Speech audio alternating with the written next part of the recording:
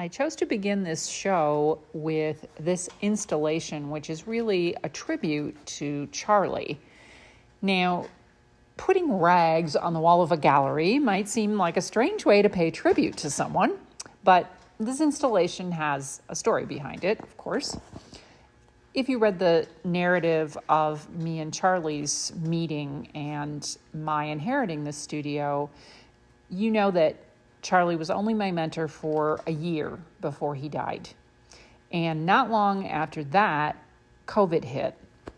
So I was alone in the studio a lot, and I came to know Charlie even after he was gone by spending so much time in this studio, which was really his most intimate space. It was the place where his imagination and who he was as a person really could be completely expressed. And when someone dies, it's the things that they touched and handled every day that become so imbued with memory and really the loss of that person. And here I was in his studio reading his notebooks, using the kilns that he custom built. I drank from his mugs. I used the tools, and his old clothing was scattered everywhere. And I used it the same way he had for cleaning and drying and protecting glass and equipment. And even though they were just rags, they were Charlie's clothes. And so as I spent all this time with Charlie alone in his studio, I talked to him. I would say, Charlie, what do I do about this? Or, Charlie, what is this for? And, he answered me in his own way. Sometimes I'd be working on trying to figure something out, and then, I would run across it somewhere, or I'd come into the studio and suddenly there would be a tool sitting out that I'm pretty sure I had never seen before. So I felt like we had this dialogue going on. And so I wanted to do something to kind of memorialize him in a way. So I decided to take his clothes, his socks and t-shirts and pillowcases, and cast them in glass to preserve these subtle feelings and thoughts that were really part of our exchange and our collaboration even after he was gone. I love casting fabric. I'm always really struck by the beauty that you capture when you sculpt fabric and then cast it in glass, because you can get all these subtleties of light and color, and they're encased somehow in the folds of the fabric. And so this whole installation grew from that initial impulse just to cast a few of Charlie's rags. And now it includes clothes and towels and things from both of us, as the studio has really become both of ours. And, laundry, you can wash it, and the colors might even fade, but the thoughts and the feelings and ideas in those items of clothing and fabric, they're cast in glass, preserved forever from the erosion of time. So I'd like to point out a few details here that you might not notice. So as you have a chance to get closer, casting fabric just captures every single thread. So on the sweatpants, you can see the drawstring on the waistband. And on this t-shirt, you can see all those fraying threads around the collar. And in the socks, you can see them rolling. You can see the way the ribbing goes. So it's really worth studying to understand just how many details you can capture when you cast things in glass. Now, there are some things over here on this table that belong to Charlie. I chose them carefully to be somewhat representative. Now, this book, which is called The Gift, is a real classic in the art community. It deals with the gift culture and what that means for artists. In the latest edition, Margaret Atwood wrote a preface to it, and I'd like to read that really quickly. She said, "Gifts pass from hand to hand. They endure through such transmission, as every time a gift is given, it is enlivened and regenerated through the new spiritual life it engenders, both in the giver and in the receiver." And I think that's just a perfect summary of Charlie's studio and my continuation of it. So after Charlie died and I began to really excavate the studio to dig through all of the various things that he had left, I was just appalled because I found these beautiful cast glass sculptures, and they were just wrapped up in paper in crates in the dark. And I pull them out and just be stunned by how amazing they were. This one weighs 80 pounds, and it was months before I even got around to pulling it out and looking at it. And it was straight out of the mold. It had some sharp edges that had to be ground down and smoothed. And I was still learning to do that sort of work. And so after about 2 years, I finally felt that I had the cold working skills to attempt that. Terrifying to touch these pieces of Charlie's. So you can see here, though, I want to point out this technique that Charlie used. It's evident in many of his large castings. He used this technique that's fairly rare. He would cast this piece first with one layer in one color and cool it, and then cast the entire piece again with a second layer of glass in another color. And this is really a risky and time-consuming technique, but it results in these subtleties of color where, especially with these angular forms, where the light is coming through in different ways, and you get these gradations of the color that you just can't achieve in any other way. These are some of Charlie's first castings in his own studio. He had rented a small studio before he started the studio that I now use. So although they're basically flat pieces, they're considered cast because the glass was deliberately melted into this form. In the setup, you take pots, usually ceramic pots. They have holes in the bottom, and you place them above the kiln shelf, and each pot has different colors of glass, and you heat it until the glass drizzles through the holes and onto the shelf. That might sound fairly easy, but Charlie did it in such a way that he created these pictures. And to do this, he had to understand thoroughly the differences in viscosity in the different colors of glass. Different colors of glass, because they are chemically different, will flow at different rates. So those that flow quicker hit the shelf first. If you have a slower glass, it will end up on top of that first glass. So Charlie had to plan all that out, and he did. It's in his notebooks. In addition, Charlie dripped this colored glass onto a layer of clear glass, and he put that on top of a texturizing mix that was on the kiln shelf. So his hand is really in both the top and the underside of these pieces. Further down the gallery, you'll see a very large panel of circles, and that was created in the same way as the rest of these, but it was done later after Charlie had built his great big custom kilns that were big enough to accommodate a piece like that.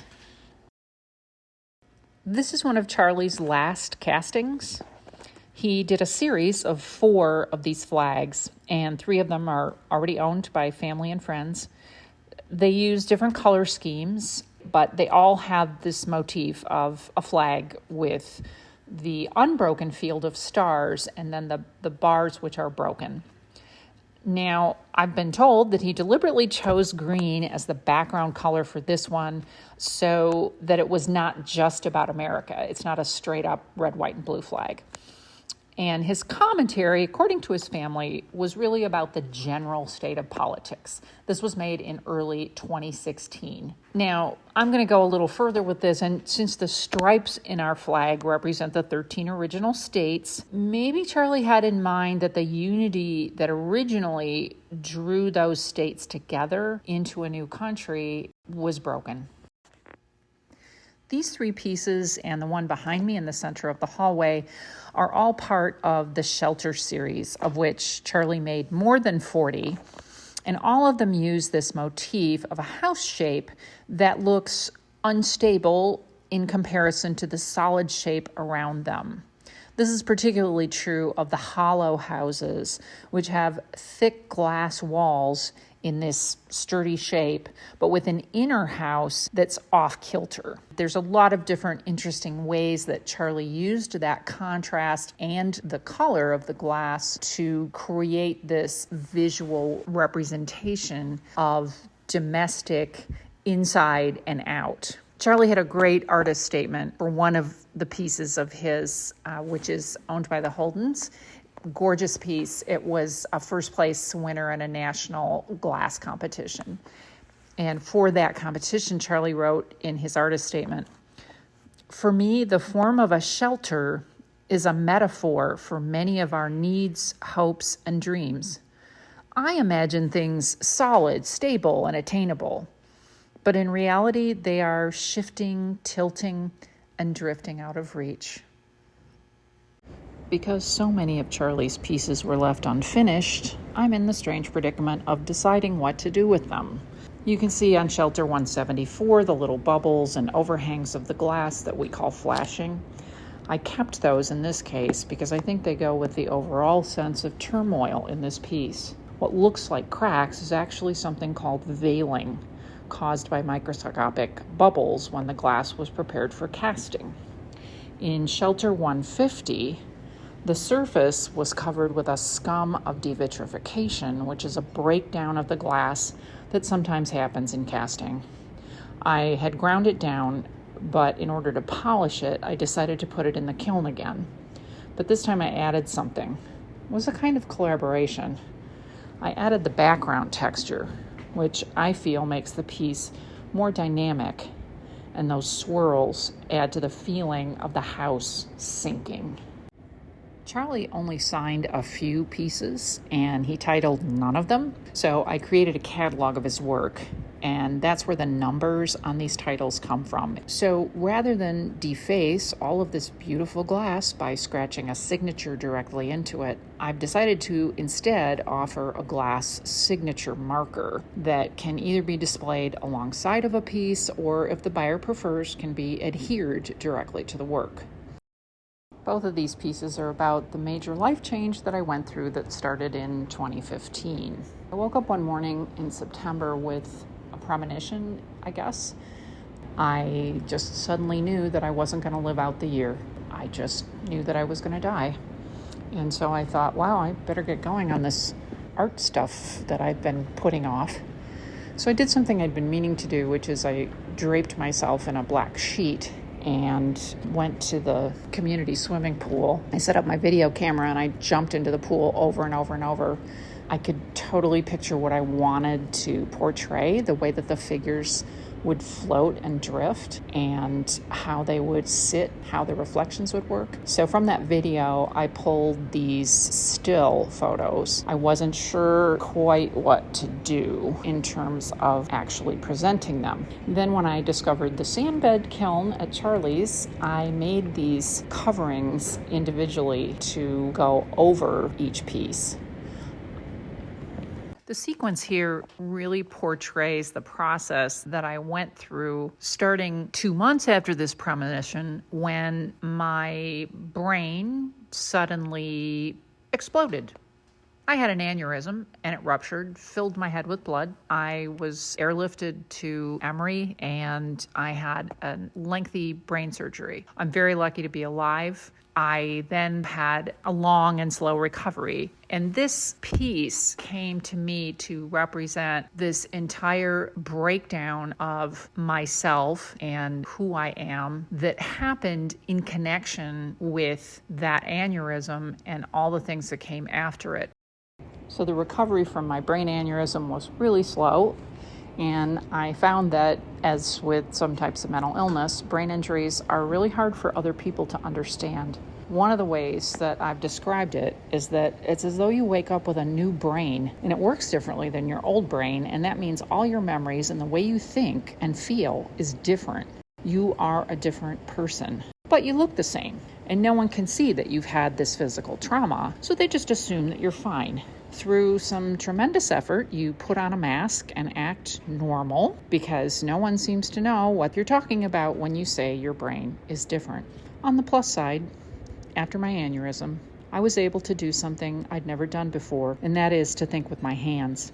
I could take pieces of glass and move them around and find compositions just by letting my fingers do the work instead of my brain. This piece is a different example of thinking with my hands. I had made some small wind chimes and very carefully laid them out with exact proportions, and they made this very pleasant tinkling sound. But I wanted to bring out different sounds that were heavier and more diverse than typical wind chimes. So I started cutting pieces of glass, kind of going by instinct, and I chose from a very limited set of glass for white and the wisps. And then I crafted this story in my own wordless language, and I laid the pieces of glass within that story, and they took the form of the gestures I had made in the sand bed. And then I tied the pieces together so that they would strike each other differently depending on how the viewer moves them. It's a lot like how my brain works now. So this is a sound sculpture. You are welcome to play with it. You'll find that as you move the strands of glass, you can push them pretty hard. They will not break. Or just gently move them. You'll find that the variation in sounds is really considerable. So although this bowl would be classified as functional glass, it's really too pretty to use. It's also my favorite of the dozen or so bowls that Charlie made. This organic edge, the crackle texture, and that simple blue palette. It's like you can see something within him struggling to get out. So this piece is called Clear Soul. It's one in a series of mine I did called Breakthrough. I was thinking about the struggle that Charlie and me and many artists have to put our soul out there in a physical form for people to look at. That's why glass is such a great medium for expressions of the soul. As Charlie said, I choose glass for its predictable formal qualities, solidity, transparency, color. It allows me to work both on the surface and in the interior. But I also like glass for its surprises. Colors mix unpredictably. Highlights change as the day goes by. I'm never quite in as much control as I like to believe. So when I was learning to draw and paint, I spent hours and hours and hours doing gesture and contour drawings of human figures. So when I started making simplified figures in glass, I was really fascinated with how differently people who are looking at my art will interpret the human body. I one time had a friend who was from a culture where there's been a lot of war, and I asked him, I said, what do you think of these figures? And he said, oh, I think they're fighting. And I said, really? Because I designed them to be dancing. And I didn't mind that he saw it in a different way. It's simply his life experience that made him project that onto the figures. And so other people saw them as swimming or floating or flying. And that's really fun. That's an interesting thing to observe, is how people project onto these ambiguous figures. So these four demonstrate different techniques that you can use in glass. The figure, in remembrance of wood, was made with lost wax, which is a process also used in metal, where you create the form in wax, then you build a mold around it, and you melt the wax out. The tree was made with open face casting, which means that I made a clay model and then built a mold around that and pulled the clay out. In the piece Leaning In, that uses a hollow core casting method. The basic shape and the background are all designed in clay, and I build a mold around that. But to make the figure, which is in the center, I had to additionally make mold material in a positive shape that I could then include with the mold of the larger shape. So when the mold is removed, it leaves a void in the middle of the glass that is the shape of a figure. Because of how the light reflects and refracts through the glass, it gives the void an actual form, which is negative. It sounds really tricky, but it's not so hard. It is possible to learn, and it comes up with some really amazing effects. Finally, on the piece Into the Wind, I welded together steel rod to make the shape of a figure, and I did it in steel because I knew it can withstand the heat. And so I was then able to put the figure into the kiln and put a sheet of glass over it and heat the kiln to the right temperature for the right length of time, and that resulted in the glass draping over the steel rod. And when you stand it upright, it looks like a cape flying in the wind or a cover. I feel that it's a good representation of how we hide ourselves or cover ourselves up when we are moving into difficult times in our lives. So I've had the good fortune to travel a lot, more than 40 countries, and I've worked in more than 20 in Asia and the Middle East. So when you spend that much time looking out of airplane windows, you really get engrossed in landforms. How and where people build their homes, grow their food, and what they choose to preserve. They're all fodder for art. Currents is about land, air, and water and how they interact, how the one flows over the other, how they mix together. One River, One Sea is about how inevitably interconnected we are, which is even more obvious because of climate change. And at the end, we have Along the Chattahoochee, which is a terrain map that I downloaded as a 3D file, printed it, and then made a mold from the 3D print. And this terrain map, I exaggerated slightly the vertical axes to express just how deeply the Chattahoochee River carves into Georgia's soul. There are a number of pieces here with unusual textures that would be difficult or impossible to achieve, except in a sand bed. Charlie took a workshop with an Australian glass artist, Warren Langley. He used a sand bed to make his architectural glass. So Charlie became really enamored with this idea, and so he designed and built this huge kiln that is devoted to making textures with sand. You can really capture so many things with sand that you can't do any other way. Gestures, impressions of objects, you can build up landforms, you can make unusual textures of all sorts. And you'll see that here with 44 forms, dissolution in 4 parts, kicking it, currents, thin air, birth of animus, and the unburied, the installation outside. I hold workshops on this several times a year, and there's 2 coming up in March. Owning a glass studio is exhilarating, exhausting, and expensive. I am under constant pressure to produce, market, teach, learn, and create. So I've learned how to flex under the weight without cracking or crumbling. My intention with this sculpture is to viscerally express the pain of all types of external stress and the posture required to resist it. I use sharp diagonal lines to characterize those external pressure surrounding a void that outlines my own silhouette. Although crouching and flinching, the figure is resistant with its curving lines of flexibility. It's a reminder that an arch is stronger from leaning inward, balanced by its own weight. Stress can feel as though a million pieces of glass are pushing into you. So I used 100 pounds of tempered glass shards to make this jagged form. I also chose to tack fuse, which is a lighter fuse of glass, rather than fully cast it, because I wanted to maintain the transparency and the texture of all those shards. The base, which you can't see, is wood. So the figure is in a wood slot covered with marble rocks and chips, and that creates this visual environment of the rugged obstacles over which we have to tread when pressure pushes us down.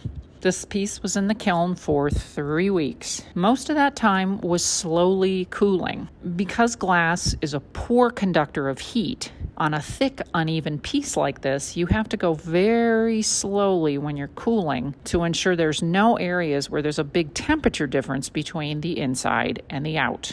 If there is, the piece is stressed and it will crack. This one, it's plenty strong despite its appearance. The final piece here is the installation outside called the Unburied. This uses 9 markers of kiln-carved glass arranged in this grassy space to commemorate spirits of all who have died. For many years, Halloween was a really painful holiday for me because 3 different people that I loved all died around October 31st. So the markers, for me, symbolically depict how our souls, when we die, dissolve into the universe and we become part of the wind, the rain, the snow, and the earth. And glass, unlike marble tombstones, is of course transparent and it refracts the light. And that refraction extends life into the spirits.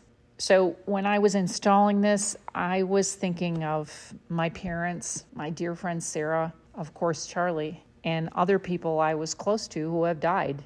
And so I invite anyone here who cares to, if you want to leave tributes for anyone you knew and loved at these markers, please feel free to do so. Thank you so much.